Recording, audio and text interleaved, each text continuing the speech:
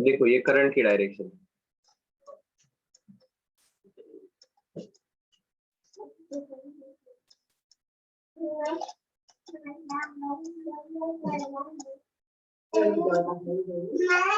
ये पॉजिटिव है ये नेगेटिव है। अब देखो ये हमारा नॉर्थ पोल है, ये साउथ पोल है।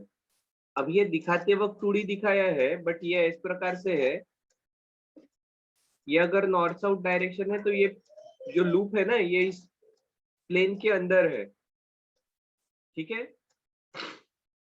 अगर आपको दिखाना होगा तो it will be like this.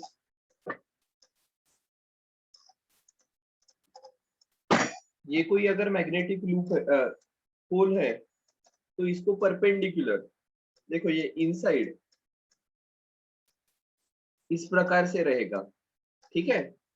इसको मैं घुमाता हूं तो ये अरेंजमेंट ऐसे दिखती है जो आपको दिखाया है। ये लूप, ये मैग्नेटिक पोल, तो मैग्नेटिक फील्ड इस डायरेक्शन में रहेगी, मैग्नेटिक फील्ड इस डायरेक्शन में रहेगी, करंट इस प्रकार से रहेगा, ठीक है। करंट यहां से यहां जा रहा है, मतलब अभी स्क्रीन के अंदर करंट जा रहा है, मैग्नेटिक फील्ड इसको परपेंडिकुलर है, ठीक है। अब अगर यहाँ पर हम हमारा रूल लगाते हैं, कौन सा, दिस इज मैग्नेटिक फील्ड, ये करंट की डायरेक्शन मतलब एल की डायरेक्शन, एल क्रॉस बी। एक मिनट रुको, इसको थोड़ा सा ठीक कर ही सकते हैं अपन।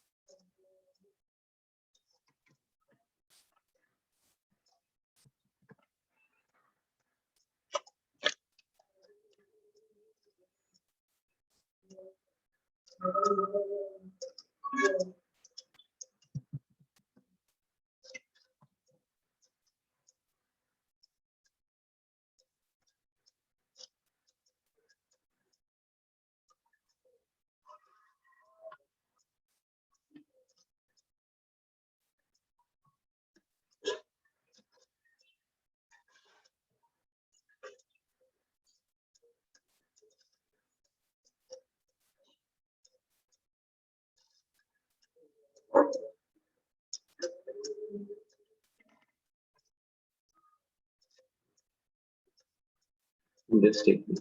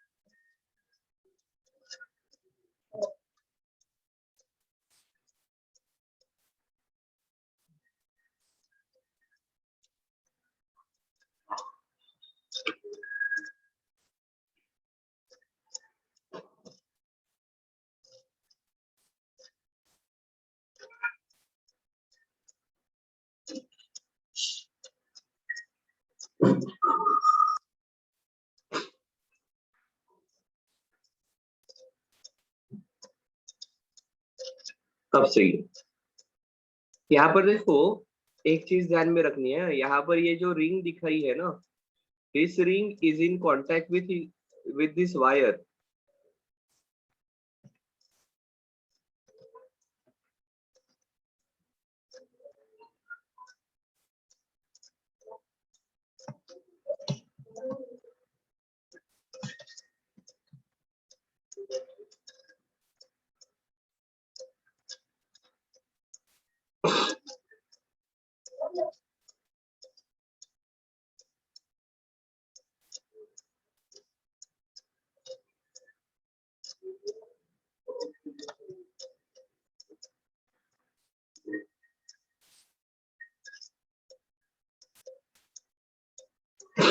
ये पूरा रोटरी पार्ट है जो इस ब्राउन कलर में दिख रहा है। अब इसके साथ ये कांटेक्ट में एक ब्रश रहेगा,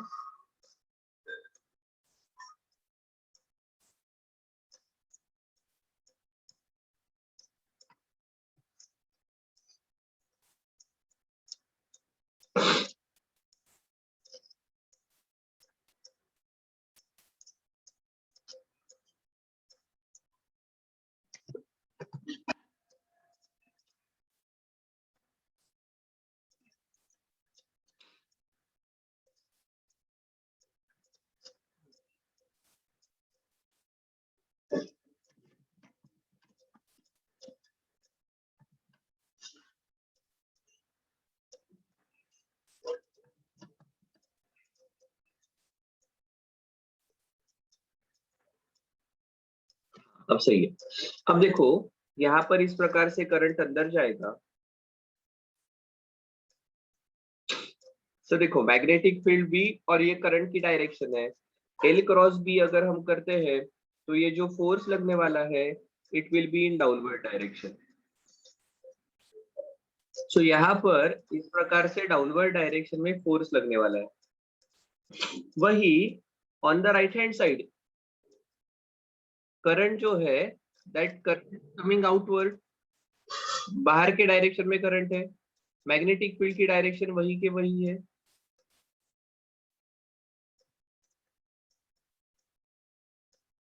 तो एल क्रॉस बी अगर हम करते हैं तो यहाँ पर लगने वाला फोर्स जो है it will be in upward direction.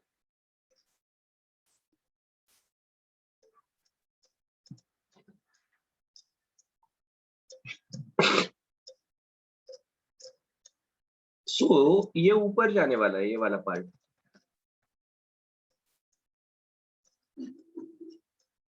Sir क्या हम यहाँ पर फ्लेमिंग्स का लेफ्ट हैंड रूल यूज कर सकते हैं क्या? अगर फर्स्ट फिंगर आपके फील्ड की डायरेक्शन दे रही है, सेंट्रल फिंगर करंट की डायरेक्शन दे रही है, तो your thumb will be giving the direction of force. देखो क्या कहा, first finger left hand, first finger direction of field north to south, central finger direction of current, तो force will be giving you direction of thumb will be direction will give you direction of motion या direction of force। Right side वाले conductor के तरफ देखो magnetic field वैसे के वैसे ही, current बाहर की तरफ आ रहा है, ये सेंट्रल फिंगर मेरे तरफ है, तो थंब की डायरेक्शन अपवर्ड है, फोर्स अपवर्ड डायरेक्शन में लगेगा। इसके कारण क्या होने वाला है, this part will start rotating, ये रोटेट होने लगेगा इस प्रकार से।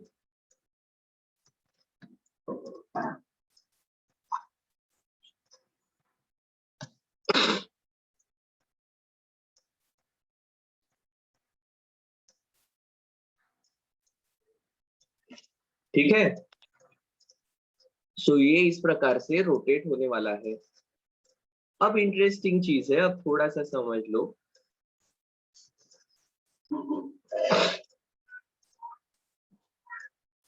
इसको नाम दिया है ब्रश B1, ये है ब्रश B2, ये है रिंग X, ये है ring Y।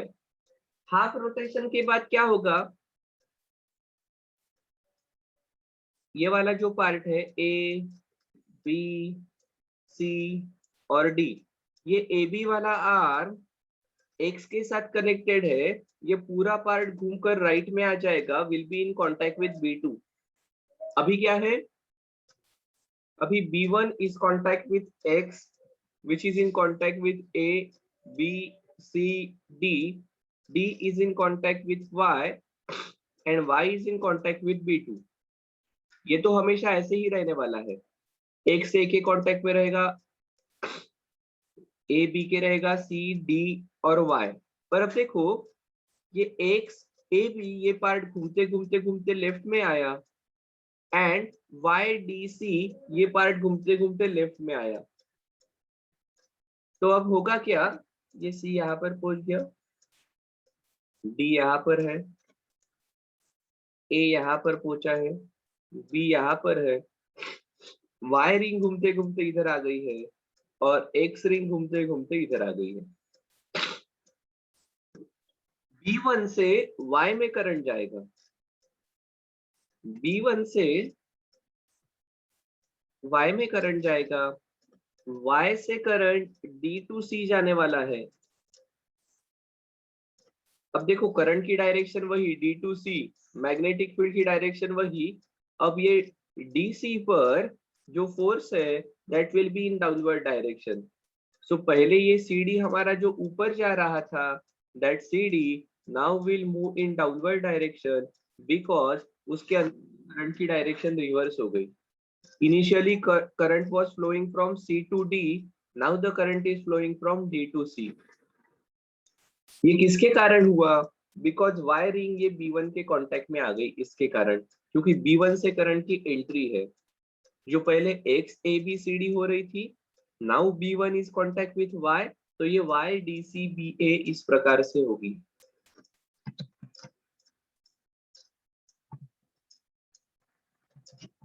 D C B A, A is in contact with X, X is in contact with B2। सो अब देखो करंट की डायरेक्शन रिवर्स हो गई। ये किसके कारण हुआ? तो ये XY जो बीच में कट है ना, इस स्प्लिट रिंग के कारण हुई है। इसको कहा जाता है स्प्लिट रिंग।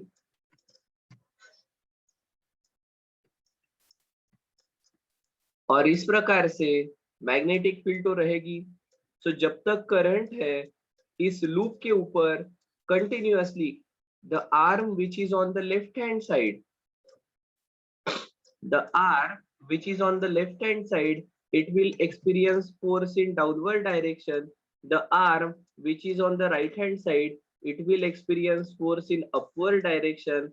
और इसके कारण इनकी मोशन होते रहेगी, this will move continuously।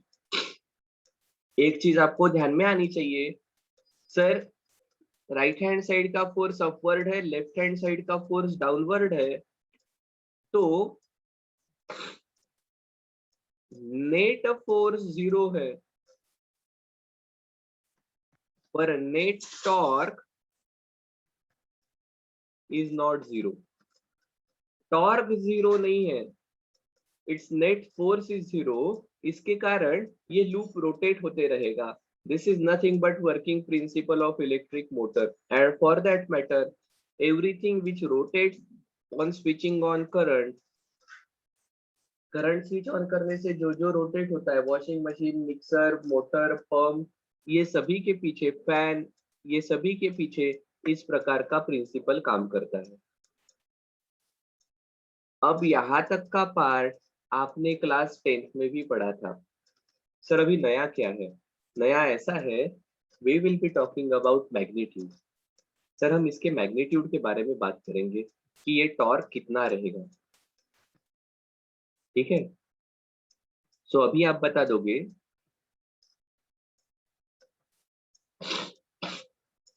कि सर देखो ये ऐसा होने वाला है। हाँ, अगर मैं इसे सामने से देख रहा हूं तो ये बीच में मेरा एक्सेल है।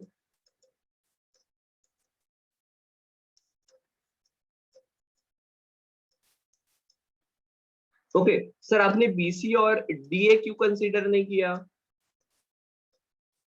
सर बीसी और डीए पर नेट फोर्स 0 लगेगा, क्योंकि वहां पर करंट की डायरेक्शन और मैग्नेटिक फील्ड की डायरेक्शन सेम है, एंगल 0, साइन 0 इज 0, इसलिए बीसी और डीए को कंसीडर नहीं किया है। ठीक है, सो इसकी साइड जितनी है, if this length is L,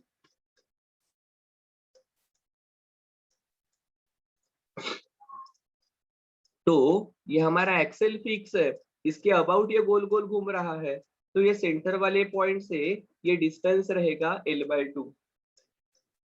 सो अगर हम टॉर्क के बारे में बात करेंगे तो देखो,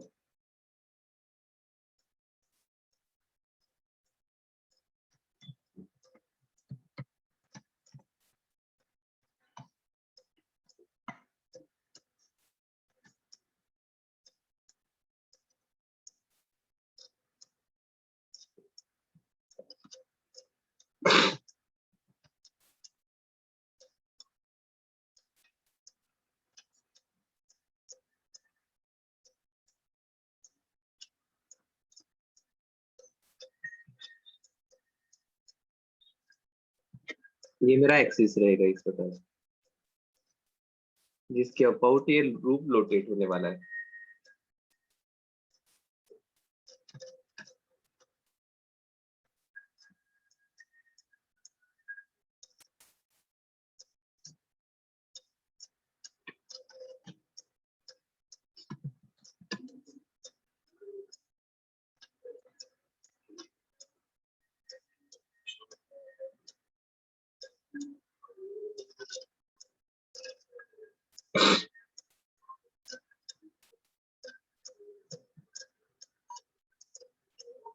और आपको पता है एंटी क्लॉकवाइज टॉर्क ये पॉजिटिव होता है ना। सो देखो, ये भी टॉर्क एंटी क्लॉकवाइज है, ये भी टॉर्क एंटी क्लॉकवाइज है, तो नेट टॉर्क रहेगा, this is F into L/2 plus ये भी रहेगा F इंटू L/2, और इस फोर्स को आप I into length into B इस प्रकार से दे सकते हो। तो ये फोर्स आ जाएगा करंट, ये लूप अगर A/B का है, A/L, तो I L into magnetic field B into L/2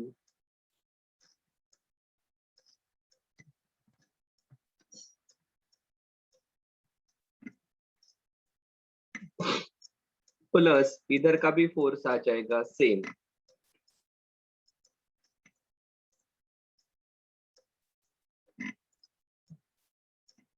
current वही है, क्योंकि एक ही लूप है तो करंट वही रहेगा। A magnetic field B into L/2, इसको अगर आप जोड़ते हो तो देखो, मैं इस टॉर्क को इधर लिखता हूँ,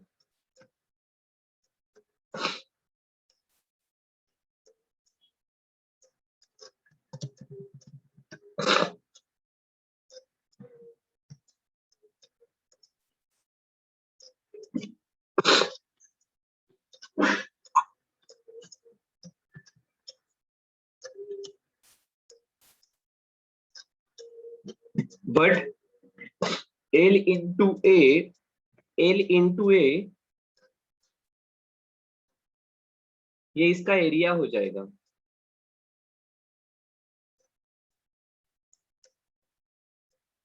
तो आप इसे कहते हो IAB, ठीक है।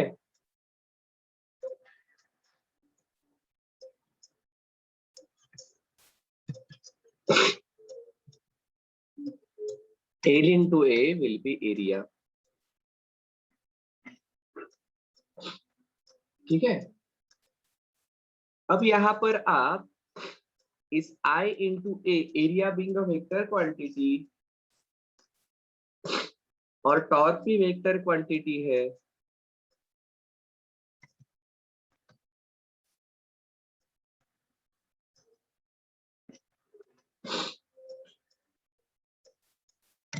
तो इस I into A को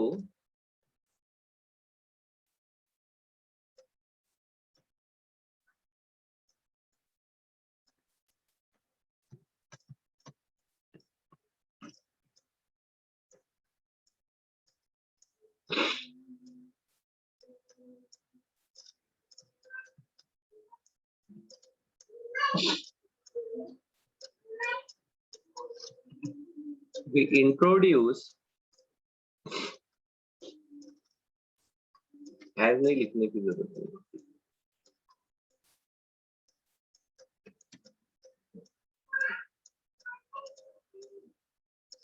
magnetic moment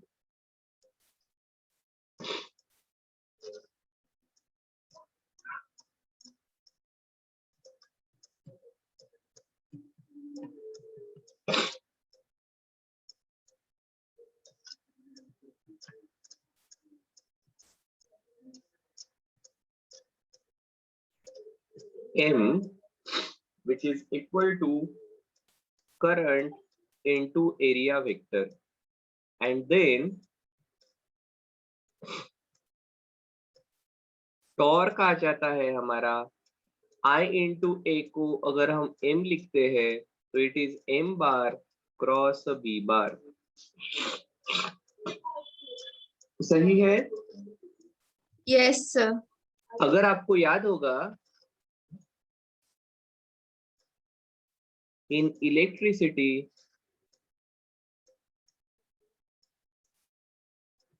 we have written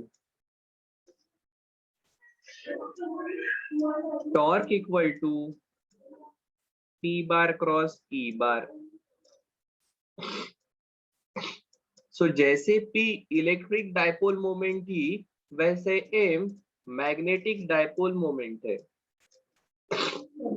E is electric field, B is magnetic field, ठीक है। सो दीज आर एनालॉगस, एक दूसरे को करस्पॉन्डिंग क्वांटिटीज है। सिर्फ एक इंपॉर्टेंट चीज हमें ध्यान में रहनी चाहिए, in electricity isolated charge, positive charge या निगेटिव चार्ज इज पॉसिबल। यहाँ पर when we are considering magnetic dipole, di means two, single magnetic pole is not possible. So what we can minimum have in magnetism is a dipole. Electricity we can have single charge, isolated charge is possible, charge plus q या फिर charge minus q is possible in electricity. In magnetism we will have combination of north pole and south pole simultaneously, because bar magnet this magnet के case में भी आपने देखा है north pole south pole रहेंगे, यहाँ पर भी हम देख रहे हैं। ये अगर हमारा करंट कैरिंग लूप है तो यहाँ पर north pole and south pole दोनों ही जनरेट हो रहे हैं, ठीक है। सो ये हमारा टॉर्क का रिलेशन हो जाता है मैग्नेटिज्म में। अब इसके साथ रिलेटेड दो चीजें हम लिख लेते हैं फटाक से।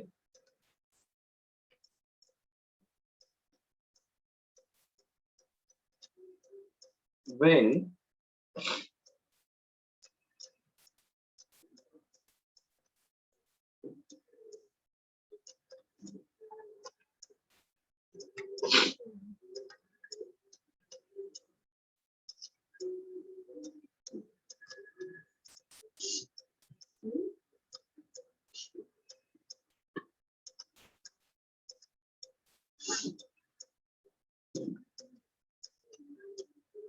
एम बार और बी बार ये पैरेलल रहे,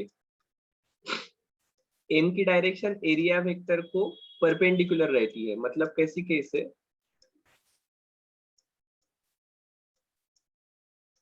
ये वाली,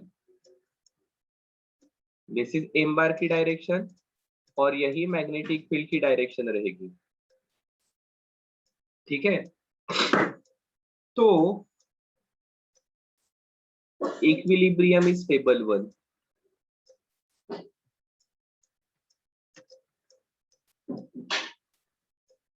अगर ये एंटी पैरेलल है तो अनस्टेबल इक्विलिब्रियम रहेगा,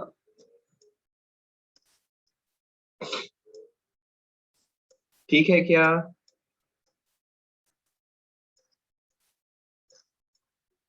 ये कैसे Yes, sir. आएगा हम देख सकते हैं इसको।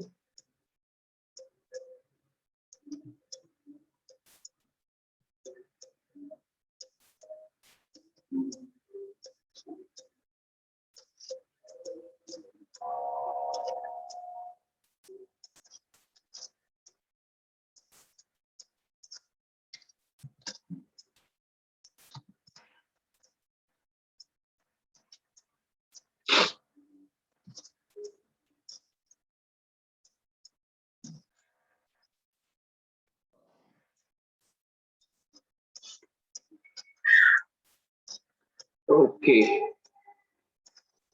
जस्ट एक मिनट। ये अनस्टेबल की केस रहेगी, ये नीचे वाली स्टेबल की केस है। समझना है what is unstable equilibrium, what is stable equilibrium. तो देखो, अनस्टेबल में आप आपके ओरिजिनल कंडीशन से थोड़ा सा भी डिस्प्लेस करते हो तो वो इक्विलिब्रियम पोजीशन पर वापस आने वाला नहीं है। वही इन स्टेबल इक्विलिब्रियम वाले केस, आप थोड़ा सा भी डिस्प्लेस करते हो तो ये वापस अपने ओरिजिनल कंडीशन पर आ जाएगा।